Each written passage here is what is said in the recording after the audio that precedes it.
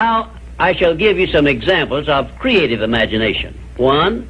Edison's invention of the phonograph was the outgrowth of creative imagination because no part of his invention had ever been known or used previously.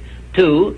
Signor Marconi's invention of wireless communication was also the outgrowth of creative imagination because it was based on basically new ideas which never had been used previously.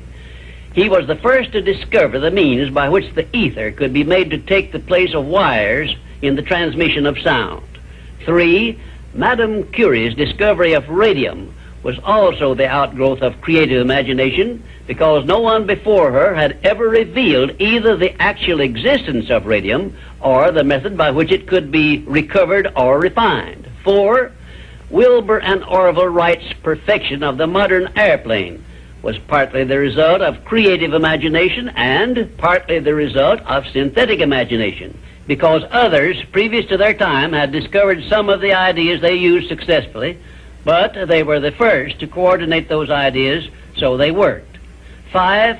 Robert G. Letourneau made effective use of creative imagination by building heavy dirt-removing machinery, which involved ideas never before used, although he was practically unskilled in engineering and had very little schooling of any kind.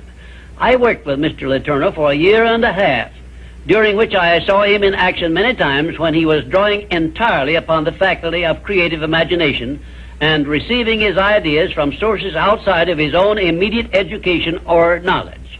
And right here, in case you have not already recognized the fact, I am bringing you very near the point where people sometimes tune in on their creative imagination and come up with ideas which benefit great numbers of people and make themselves popular and rich.